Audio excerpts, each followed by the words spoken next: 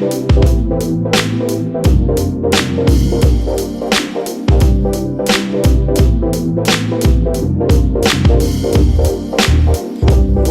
to In the Zone with Anthony Smith.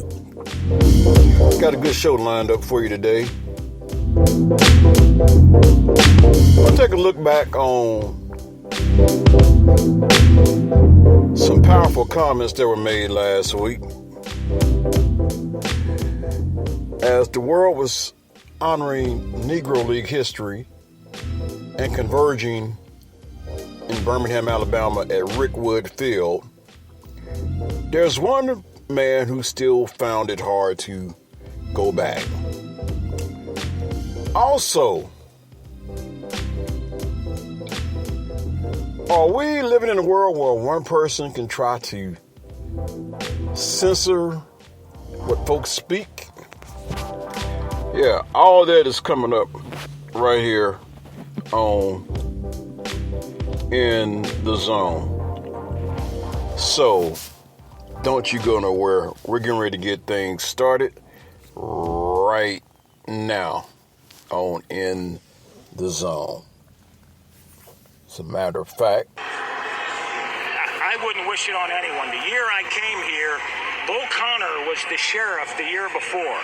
And they took minor league baseball out of here because in 1963, the Klan murdered 4 black girls, children, in 11, 12, 14 years old at a church here and never got indicted. It was there from the Klan. Life magazine did a story on them like they were being honored. I wouldn't wish it on anyone. At the same time, had it not been for my white friends, had it not been for a white manager and Rudy, Fingers, and Duncan, and Lee Myers, I would have never made it. I was too physically violent. I was ready to physically fight some. I'd have got killed here because I'd have beat someone's ass, and you'd have saw me in an oak tree somewhere. Reggie, I can't even imagine. It's awful you had to go through that, but appreciate you sharing the rawness and the honesty of it with our audience. I mean, really, we love you, Reg. Yeah, thank you. Quick history lesson right there. That's a great history lesson. Reggie Jackson telling us all about. and that was the voice of Reggie Jackson answering questions on a forum, pretty much, for the country to hear it on national TV. His thoughts on what he went through. And MLB at Rickwood Field, Reggie Jackson recalls racist treatment in Alabama in a stunning interview. I'll say it like this. What Reggie Jackson said, in the words of my dad, who's gone on to glory, he would say it like this: something had to be said. So MLB brought the long neglected history of the Negro Leagues to the forefront last Thursday with this game at Rickwood Field in Birmingham, Alabama. That included appearances from some of baseball's black legends and a loud reminder of every ugly thing that happened around them. During an appearance on the Fox Sports pregame show, Hall of Famer Reggie Jackson was asked by Alex Rodriguez about his emotions returning to Birmingham, where he played in the minor leagues. Over the next 3 minutes, Jackson recalled the indignity and outrage of just trying to exist as a black baseball player in Alabama in 1967. Jackson remembered getting barred from restaurants and hotels and being threatened with arson. He specifically thanked a number of white players and coaches for helping him, because he said he believes it would have otherwise gotten so violent that it would have ended in his lynching. It was a remarkable thing to watch. And here is Jackson's full answer. You just heard it, but I have the manuscript here, so I'm going to go ahead and read it. He says, coming back here is not easy. The racism when I played here, the difficulty of going through different places where we traveled. Fortunately, I had a manager and I had players on the team that helped me get through it, but I wouldn't wish it on anybody. People said to me, I spoke, and they said, do you think you're a better person? Do you think you won when you played here and conquered? I said, I would never want to do it again. I walked in restaurants, and they would point at me and say, that nigger can't eat here. I would go to a hotel, and they would say, that nigger can't stay here. We went to Kansas City Athletics owner Charlie Finley's Country Club for a welcome home dinner, and they pointed me out with the N-word. He can't come in here. Finley marched the whole team out. Finley, they let me in there. He said, finally, they let me in there. He said, we're going to go to the diner and eat hamburgers. We'll go where we want it. Fortunately, I had a manager in Johnny McNamara that if I couldn't eat in the place, nobody would eat. We get food to travel. If I couldn't stay in the hotel, they'd drive to the next hotel and find a place where I could stay. Had it not been for Raleigh Fingers, Johnny McNamara, Dave Duncan, Joe and Sharon Rudy, I slept on their couch 3-4 nights a week for about a month and a half. Finally, they were threatened that they would burn our apartment complex down unless I got out. I wouldn't wish it on anyone. The year I came here, Bull Connor was the sheriff the year before. And they took minor league baseball out of here because in 1963, the Klan murdered 4 black girls, children, 11, 12, 14 years old, at a church here and never got indicted. The Klan, Life magazine, did a story on them like they were being honored. I wouldn't wish it on anyone. At the same time, had it not been for my white friends, had it not been for a white manager and Rudy, Fingers and Duncan and Lee Myers, I would never have made it. I was too physically violent. I was ready to physically fight. I would have got killed here because I would have beat someone's ass and you would have saw me in an oak tree somewhere. Jackson played 114 games for the Birmingham A's before he was called up to the Kansas City Athletics. He proceeded to become an icon with the Oakland A's and New York Yankees, earning his Mr. October moniker while winning 5 World Series titles. He retired as a 14-time All-Star and made the Baseball Hall of Fame on the first ballot. By any measure, he had an amazing career, but he will clearly never forget what he went through to get there. Those were the insights into Reggie Jackson and his return to Rickwood Field. I know some of the connotation and some of the wording used was kind of blunt and to the point, but the way I look at it now, sometimes you look at TV and pretty much as anything goes. No censorship. So why censor the man that spoke? He said what had to be said so you can get the real picture of what he went through to get to where he's at. Wasn't a big Reggie Jackson fan at the time. Why? Plain and simple. When I was into baseball, I was a Royals fan. Couldn't stand them Yankees. But when you look back over it, you learn to respect the man and his accomplishments and what he did. Reggie Jackson, thank you for telling your story. It needed to be heard. So what I'm going to do right here, I'm going to take my first break. And when I come back, there is a TV personality who thinks that he has the right to tell people that they don't have a right to comment on his remarks. Who would that be? Well, stay tuned. When I come back, I'll give you the full scoop right here on In the Zone with Anthony.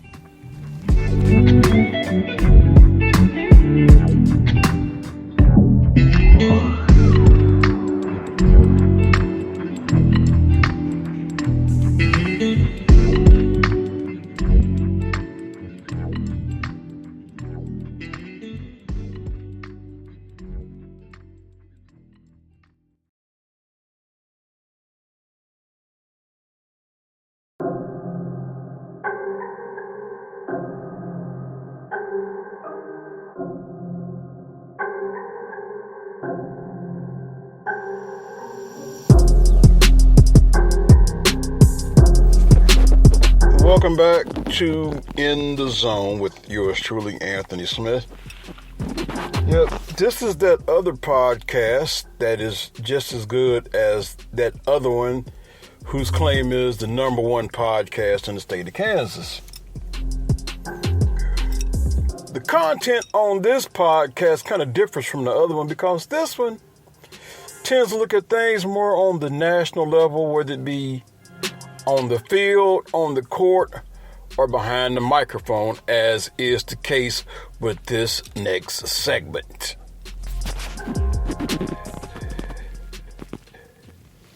What do I mean by that? Well, let me just say it like this. This next person I'm going to talk about, I've said it before, and I'm going to say it again. In the sports arena, he is the black version of Rush Limbaugh. Who am I talking about? Stephen A. Smith. And this time he's done it again. Because Stephen A. says white folks are not allowed to comment on his racially charged report about JJ Reddick. Stephen A. Smith has a message for white folks. Shut up and listen. Last week, and as if this organization needed any help, Smith shamed the Lakers for hiring JJ Reddick and cited sources saying black coaches were upset that LeBron James started a podcast with a white co-host while his black head coach, Darvin Ham, was perceived to be on the hot seat. So on Monday, Smith addressed criticism of his report. Black coaches called a black commentator to complain about a black superstar doing a podcast while his black head coach was on the hot seat before he ultimately lost the damn job, Smith said. What does that have to do with white folks? Some things are none of your business. Yes, that's right. Stephen A. Smith said that. As a matter of fact, if you don't believe he said that, I have the audio to prove that he did say it. I'm going to see if I can pull that up. This for the platform of First Take, even though I said it on Stephen A. Smith Show. Let me repeat it again to let everybody know I didn't stutter, okay? Black coaches called the black commentator to complain about a black superstar doing a podcast while his black head coach was on the hot seat before he ultimately lost the damn job. What does that have to do with white folks? Some things are none of your damn business. Nothing. It was a black on black thing, but you got other folks who will remain nameless working for other networks with their irrelevant ass selves, popping their junk, okay? And the fact of the matter is, it has absolutely positively nothing to do with that. It's about the fact that this situation ended up looking the way that it looks optically, and now LeBron James is going to have to go out on that basketball court with what you said, Shay, knowing that JJ's got to walk into that locker room with what Udonis Haslem said in terms of, hey, when JJ talks, you're going to have people raising that proverbial eyebrow, wondering whether it's coming from him or whether it's coming from LeBron. All those things you're going to have to deal with. That's just the reality of the situation. And a lot of... As if Shannon Sharp has something to say in the matter. Because let's just face it, he left from another show with Skip Bayless. Kind of have to say I don't blame him. To just merely be a puppet dangling from a Stephen A. Smith string.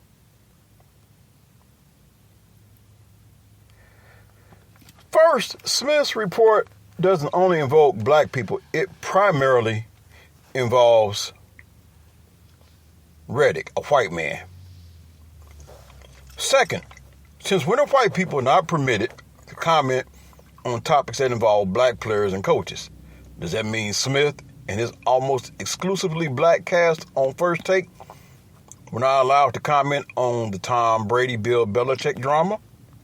Third, LeBron started a podcast with Reddick in March, well before Ham was on the hot seat. LeBron and Reddick are friends. Fourth, Smith's report was devious. It was a tool to undermine Reddick's credibility as a product of white privilege. Baseless accusations of such should be challenged, and that's what happened.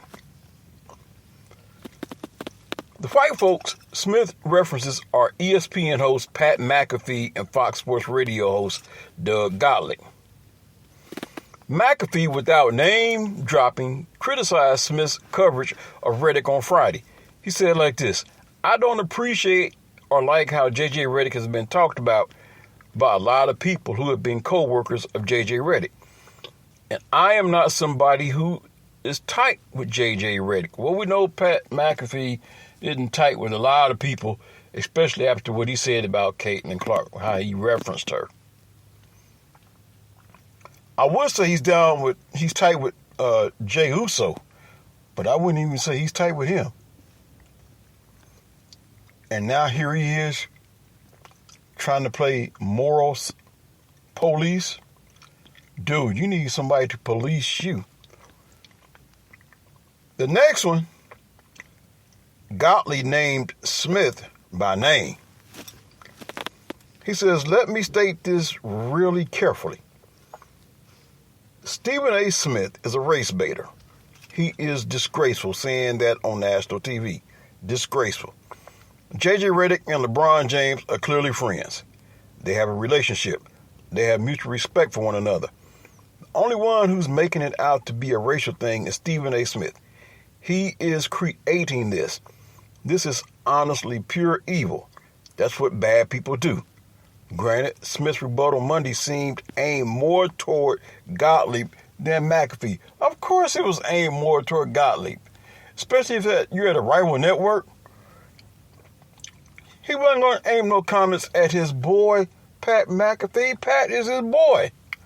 They'll go behind the scenes, they'll have a Coke, or go have a dope beverage at a bar somewhere, patch things up. It'll be as if this never happened. It was a black-on-black thing, but you got other folks who will remain nameless, working for other networks with their irrelevant ass selves, popping their junk, Smith said. And the fact of the matter is, it has absolutely, positively nothing to do with that. It's about the fact that this situation ended up looking the way it looks optically. Stephen A. has ramped up his racial bigotry of late while he negotiates a new contract with ESPN. The race card is mighty, powerful when negotiating with a corporation as beholden to public perception as Disney. The threat of creating the narrative that ESPN didn't pay me because I'm a black man who talked about racism on television is the most valuable asset Smith has in terms of leverage. To Smith, Reddick is just a prop in his quest for a $25 million per year contract. At ESPN, black privilege is real, and Stephen A. intends to use his. Now, that video clip that you heard, guess who posted that? Smith's biggest arch nemesis, Jason Whitlock. A guy anybody who knows me know I am not fond of Jason Whitlock, none whatsoever. And he basically said, why does ESPN allow this level of bigotry to be spewed about without rebuke? This is insanity. Well, Jason Whitlock, I got some things to say about you too.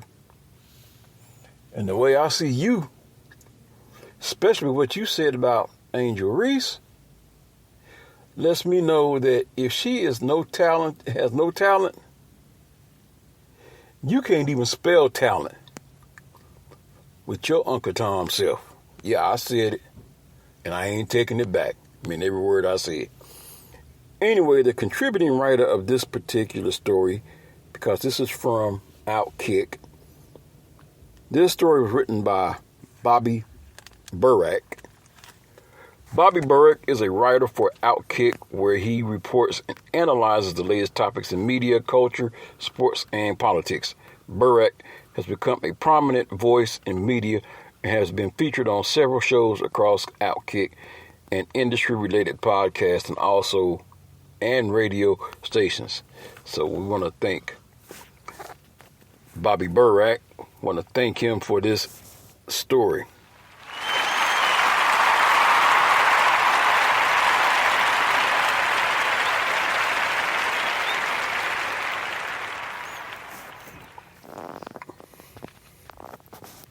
So I want you all who are listening to this podcast to weigh in and tell me what you think about these first two segments, especially with the Reggie Jackson situation. Now we got the Stephen A. Smith situation here. I mean, Stephen A. Smith just does not seem to know when to let things go. But I can't wait to see how this plays out with him and Jason Whitlock, because, man, Jason Whitlock is that one guy that gets up under everybody's skin, especially if it's people of color. Now you understand why I referred to him as I did. And I know I'll probably get some backlash, but sometimes, like my dad said in his latter days, something had to be said. And I'm not a big fan of Jason Whitlock. I see how he has more negative things to say about people of color than he does positive things. So, but yeah, Stephen A., I don't even know if I can condone his actions from his words that he spewed out. I mean, after all, we have a right to free speech. So to say white folks need to shut up and listen, pretty much, Steve, that's not going to fly. That's not going to fly. Anyway,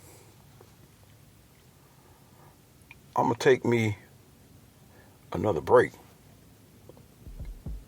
And when I come back, take a look at what happened in the NBA draft, at least in the first round. So don't you go nowhere. Be right back with In the Zone with Anthony.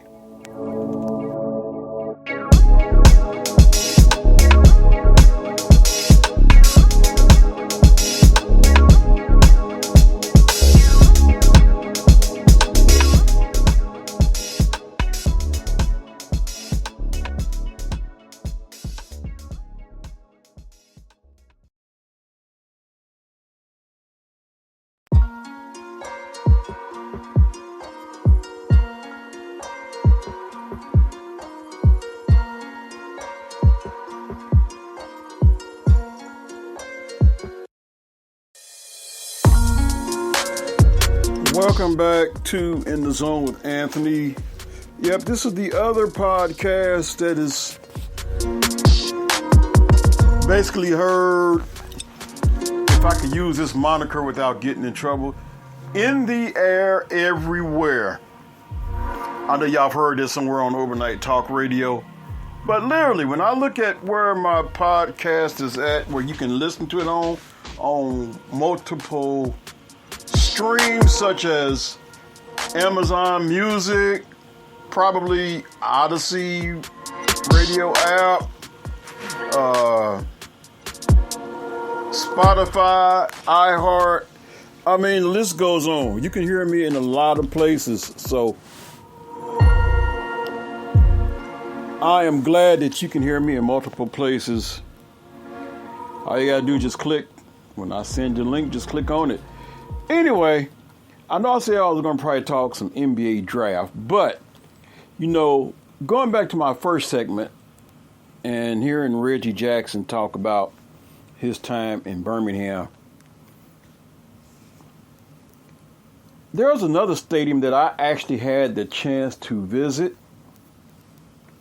walked around, got good exercise, took some good photos in Kansas City, Missouri.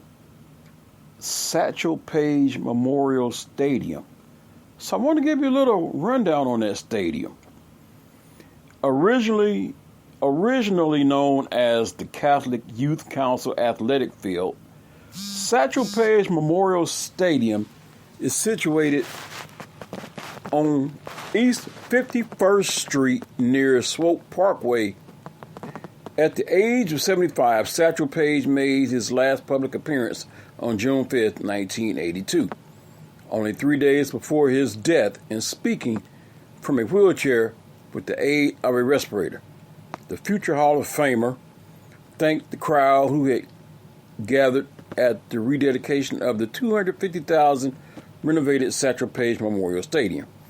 On that day, Paige greeted numerous well-wishers. The baseball diamond is surrounded by concrete bleachers with an awning overhead and a small press box at the back. The stadium is part of the Kansas City Parks Department's Cultural Mall, along with the Bruce R. Watkins Cultural Center, the Spirit of Freedom Fountain, and a nearby public garden.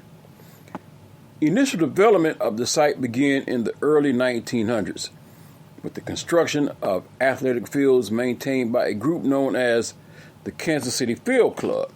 The stadium was renamed in honor of the famed Monarchs pitcher after the city purchased it from the Catholic Youth Council. The stadium has played host to numerous leagues and smaller games. In 2012, the field was renovated as part of Major League Baseball's All-Star Legacy Project. Efforts to touch up or improve the structures surrounding the field, including the bleachers and awnings, have been ongoing since 2019.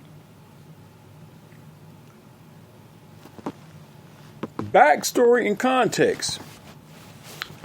Exact dates for the original development of the site are unknown, though articles from the Kansas City Star, published at the Kansas City Times, make reference to a complex of sporting and recreation facilities at the corner of 51st and Swope Parkway, maintained by a group known as the Kansas City Field Club. The initial site included the baseball field, a pool, tennis courts, and a clubhouse, though the specific details of the facilities are not clear. 5 years later, the field club was taken over by the Georgian Gardens Company, who began plans to add garden space to the complex, expand the clubhouse to include a restaurant and dance pavilion, and construct a larger pool. This ownership continued through at least the 1930s before changing hands to the Catholic Youth Council. An article dated June 10, 1945 refers to the space as CYC Athletic Field and shows an architect's visualization drawing of a combination baseball and football field. At some point between this and the 1980s, use of the facilities declined enough that most of the buildings were removed, leaving only the baseball diamond and stands. In 1982, the government of Kansas City purchased the baseball field from the Catholic Youth Council. In a ceremony on June 5th of that year, the city renamed the facility to Satchel Paige Memorial Stadium in honor of the former Kansas City Monarchs pitcher. The ceremony was attended by many Kansas City notables, including City Councilman Reverend Emmanuel Cleaver, Park Commissioner Ollie Gates, I believe that's it, Ollie Gates. Yes, Ollie Gates, and 3 other Monarchs players, including John Buck O'Neill and Hilton Smith. According to a June article published by the Kansas City Call, Paige offered comments to the crowd, as well as throwing a ceremonial pitch to Christian the stadium. Unfortunately, Paige passed away 3 days later after suffering a heart attack at his Kansas City home. Since then, the stadium has played host to numerous amateur leagues and smaller games. However, a lack of maintenance has led to an overall decay of the facility in recent years. Despite improvements made to the field by the MLB All-Star Legacy Project, as of 2019, there are several ongoing projects that seek to raise money to repair crumbling concrete and faded paint, hoping to bring new life to this monument to a baseball legend. On 9 August 1971, Satchel Paige became the first player from the Negro League to be selected to the Baseball Hall of Fame in Cooperstown, New York. Armed with Hall of Fame credentials, Paige's fame and popularity surged in the early 1970s following an appearance on the then popular Ralph Edwards Show. This Is Your Life on 26 January 1972. Special guest appearances were made by his former catcher Frank Duncan, friends, and family. Funeral services for Paige were held at the Watkins Brothers Memorial Chapel with the Reverend Emanuel Cleaver, later mayor of Kansas City, giving the eulogy. A 1938 Packard hearse carried Paige's body to Forest Hill Memorial Park Cemetery. He was survived by his wife and 8 children.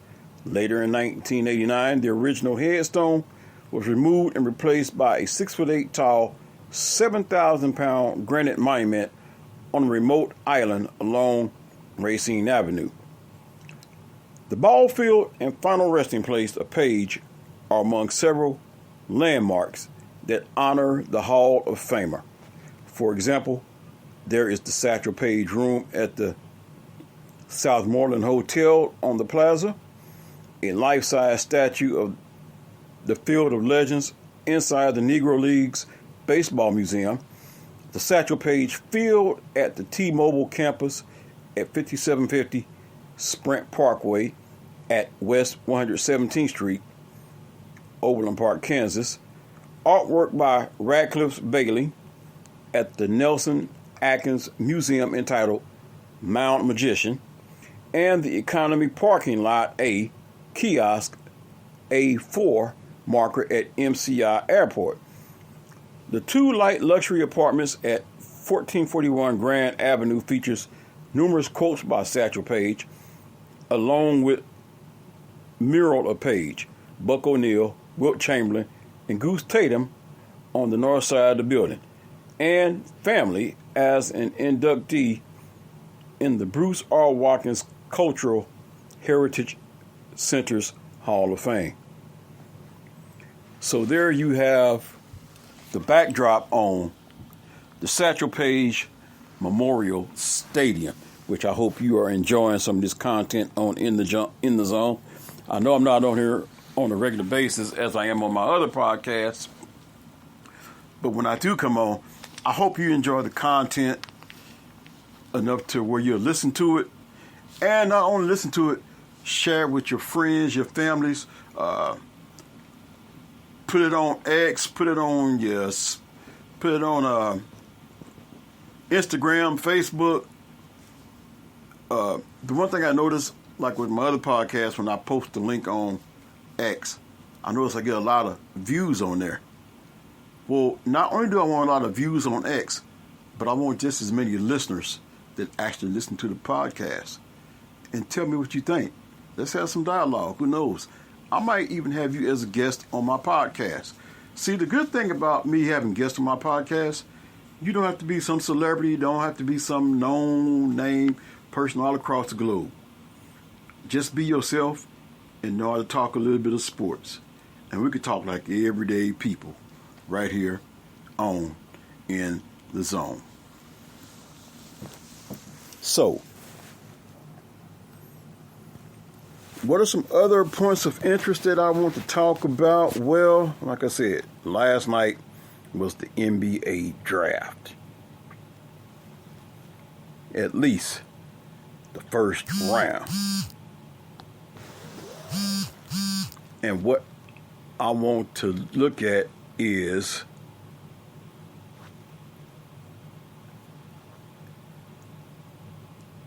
who went where, at least in the first round. That's what I want to look at. But what I'm going to do, though, is, well, I'm going to take a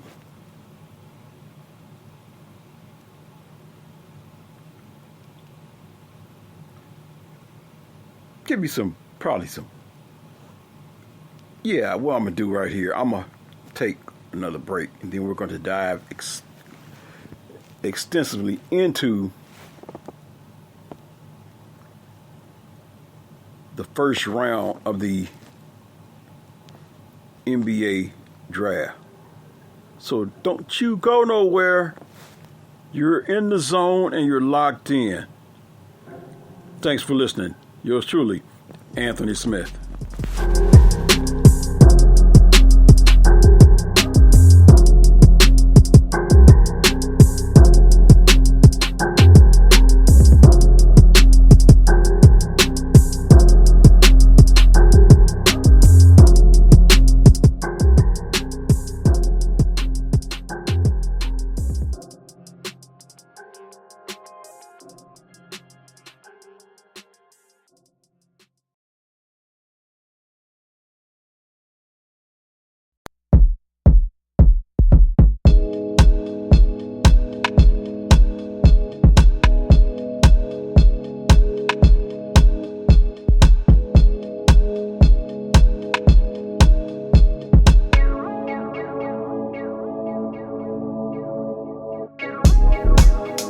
Welcome back to In the Zone. Don't confuse it with that radio program that you listen to here in Wichita, Kansas.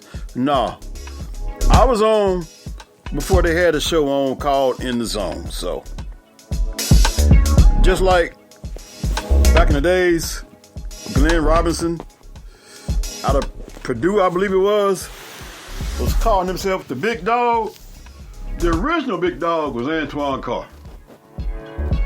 So when it comes to In the Zone, I'm the original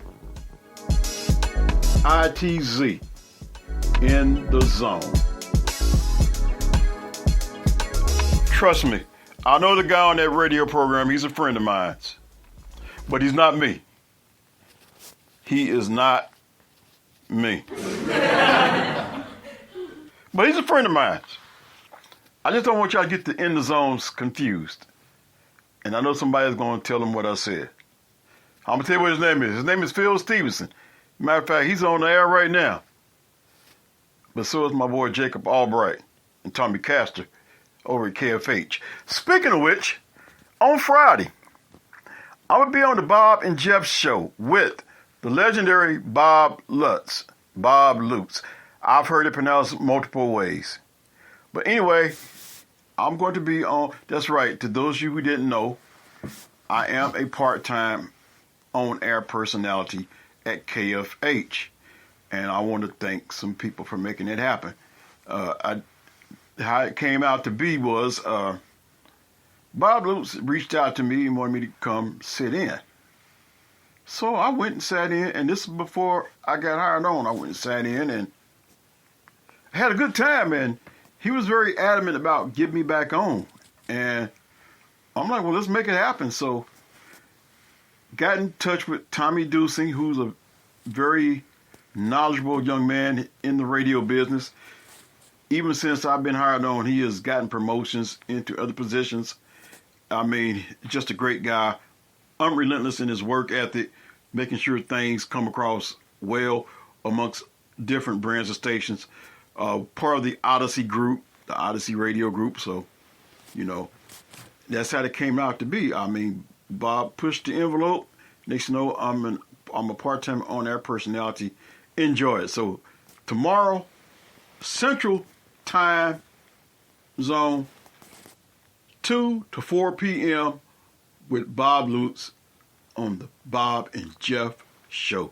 So I am elated. So tune in on KFH Radio, 1240 AM, 97.5 FM, and you can also catch it on the Odyssey app as well too. So KFH.com. I believe they also have the Facebook page. So there's multiple ways. As a matter of fact, if you want to, you can tune in to Sports Daily every day. That show is a legendary show because Bruce Hurdle used to be on that show for years. Him and Bob used to go at each other for a number of years. So, legendary programming. Best sports talk radio in the city of Wichita. Hands down. Anyway, said we was going to take a look at some draft action as the Atlanta Hawks picked France Zachary Rizikar at number 1 in the NBA draft. And I hope I pronounced that name right. The Atlanta Hawks took forward Zachary Rizikar with the first pick in the 2024 NBA draft, marking the second straight year that the draft has had a decidedly French flavor. Rizikar, the first of 4 French players taken in the first round, follows in the footsteps of countryman Victor Wembanyama, who went number 1 to the San Antonio Spurs last year. Rizikar is the 4th overall international player to be taken, with the NBA's top pick joining Italian big man Andre Bargnani, 2006 Toronto Raptors, and Hall of Fame center Yao Ming, 2002 Houston Rockets. It's a blessing, he said. So exciting. There's a lot of feelings and emotions right now. I don't know what to say, but it's definitely special. I'm so blessed. Rizikar, 19, played this past season for JL Borg in France's LMB Elite League and averaged 11.1 points, 4.4 rebounds across competition in both the Euro Cup and the French League. He is the son of longtime French professional basketball player Stéphane Rizikar, who won a silver medal with the French national team at the Olympic Games in 2000. I'm really excited about what's going to happen. Zachary Rizikar said, I just want to do my best to help the team. I just feel like I can help a lot. I'm ready to do whatever it takes to be able to get on the court with those great players. The 6'9" forward separated himself throughout the draft process, and Atlanta, which jumped from the 11th spot in last month's NBA draft lottery to the top spot, used its first number 1 pick in the lottery era on him.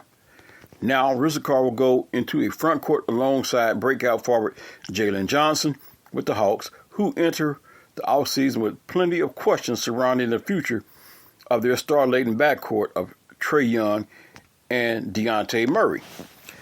The Hawks also will look to improve on the defensive end, where they struggled last season in defensive efficiency, 27th overall, defense versus on-ball screens, 24th, transition defense, 29th, and field goal percentage allowed versus layup and dunks, 26th. Fellow Frenchman Alex Sarr, also 19, was taken at number 2 by the Washington Wizards, while Kentucky guard Reed Sheppard went to the Rockets at number 3. Another French player, Tidjane Salon, went to the Charlotte Hornets at number 6. Late in the first round, a 4th French prospect went off the board as the New York Knicks took guard Pacomi Didiet with the 25th selection. And I hope I'm getting these names right. That's amazing, Rizikar said. We are trying to represent our country, and I'm so glad to be a part of it. There is more players coming in. I'm really proud of being a part of the success of my country. Added Sarr, it just shows the amount of talent that we have in France. I'm really excited for Zach. I think our national team is really going to be good. And Wemby tweeted out, "Sieste la France pria." I hope I said that right too. I have to polish up on my French. During his introductory remarks, NBA Commissioner Adam Silver congratulated the Boston Celtics on winning the 2024 NBA title, drawing boos from the several thousand fans assembled here, and commented on how the Celtics built their team through drafting each of Jaylen Brown and Jason Tatum at number 3 in the 2016 and 2017 drafts. Silver's comments came with an ironic twist, as the draft was being held at Brooklyn's Barclays Center, home of the Nets, the team that sent the Celtics the picks that became Brown and Tatum as part of the trade that brought Paul Pierce and Kevin Garnett here in 2013. Unlike last year's draft with Wembanyama, the obvious selection, all the way through, it was a much more muddled process this year with Rickwood, Sarr, Shepard, and UConn center Donovan Clingan all discussed as possible options before Atlanta landed on Rickwood with the top selection. And here's a rundown of how things looked. The Hawks took Rickwood, small forward. Number 2 pick, the Wizards took Alex Sarr, a center. Number 3, point guard, shooting guard. The Rockets took Reed Shepard. The number 4 pick went to the San Antonio Spurs, and they took Stephon Castle, a point guard, shooting guard. Number 5 pick was Detroit Pistons, who took Ron Holland II, a small forward. Number 6 was the Charlotte Hornets, who took Tajane Salon, a power forward. The Portland Trail Blazers took, with the 7th pick, took Donovan Clingan, a center. At number 8, the Timberwolves took Rob Dillingham, a point guard. With the number 9 pick, the Memphis Grizzlies took Zach Edey, so they should be looking pretty good, especially with the return of Ja Morant healthy next year. The center out of Purdue. The Utah Jazz had the number 10 pick, and they took Cody Williams, a shooting guard, small forward. The number 11 pick went to the Chicago Bulls, who took Matas Buzelis, a small forward, power forward. The number 12 pick went to the Oklahoma City Thunder, and they took Nikola Topic, a point guard. The number 13 pick went to the Sacramento Kings, who took Devin Carter, a combo guard, point guard, shooting guard. And with the 14th pick, the Washington Wizards took Bud Carrington, a point guard. And if you look, as I look back over this, the Minnesota Timberwolves, that pick that they had was traded to Minnesota from the San Antonio Spurs. And with the Wizards, they acquired their pick from Portland in a trade. After the Hawks took Rickwood, Washington selected Sarr, a versatile 7-foot forward who has drawn some comparison to longtime NBA star Al Horford with the 2nd pick, as had been widely expected, setting the stage for the first true dramatic moment when the Rockets went on the clock. Houston, which had the 3rd pick, became, because it acquired it from the Nets in the James Harden trade in 2021, took Shepard, the sharpshooter who hit 52% of his threes with the Wildcats, adding to a burgeoning young talent base with the Rockets that includes guard Amen Thompson, forward Jabari Smith Jr., and center Alperen Sengun. It was unbelievable, a dream come true, Shepard said. They have a really good thing going in Houston. The coach, Ime Udoka, is really good. They have a bunch of really young athletic guys, and we'll be able to play fast. It's going to be fun. Shepard, who is listed at 6'2", is the 5th player that height or shorter to be picked in the top 3 of the NBA draft in the past 30 years, according to ESPN stats and information. He also is the 3rd Kentucky guard to be taken in the top 5 of an NBA draft, joining John Wall 2010 and De'Aaron Fox 2017. That meant another Texas team. The Spurs was on the clock with 4th pick. and its first of two along with the 8th pick in this year's lottery. The Spurs drew a huge cheer from the crowd in Brooklyn by taking Stephon Castle, a guard from two-time defending national champion UConn. I was just playing for the best coach in college basketball, and now flipping to the NBA and going to play for a legendary coach like Coach Pop. It's a blessing, Castle said. With the 5th pick, the Detroit Pistons had been another team with some intrigue, as several teams were potentially looking to trade up to draft Klingon, the top defensive player in this draft. Ultimately, however, the Pistons stood pat and drafted Ron Holland II, a 6'7" forward who spent this past season with the G League Ignite. The Hornets then continued the French connection at the top of this draft by taking Salon, a long-range 6'9" forward who spent the past season playing for Cholet Basket in France. I think the basketball in France has improved, and that's why we are here in this draft, Salon said. 3 French players in the top 10 is not nothing. That left Klingon on the board for the Portland Trail Blazers, who had been hoping to land the center with the 7th pick, and they were able to get him there. Drafting Klingon also opened up more questions about the future of other members of the Trailblazers, including centers DeAndre Ayton and Robert Williams, as Portland continues to retool its roster after trading the 14th pick earlier in the evening as part of a deal with the Wizards for forward Denny Abdia. That was followed by the Minnesota Timberwolves, fresh off making the Western Conference Finals, trading a 2031 first-round pick and a 2030 first-round pick swap to the Spurs for the rights to the 8th pick in the draft, a pick Minnesota used to grab big-time scoring guard Rob Dillingham out of Kentucky. The Memphis Grizzlies, having missed out on moving up to get Klingon, then grabbed Purdue center Zach Edey, the 7'4" National Player of the Year, with the 9th selection. The Utah Jazz then picked Cody Williams, the younger brother of Oklahoma City Thunder forward Jalen Williams, with the 10th selection.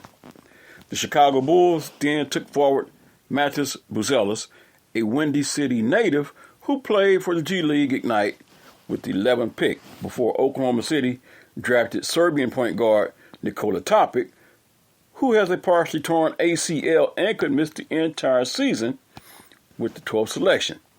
Sacramento then took Providence guard Devin Carter, the son of longtime NBA guard Anthony Carter, with the 13th pick. The Wizards, though the pick was officially made by Portland, rounded out the lottery by taking Carlton Rob Carnington, a 6'4" guard out of Pittsburgh, with the 14th selection. So there you have some looks at the first round of the draft. Of course, that was the first 14 picks. There was more to come.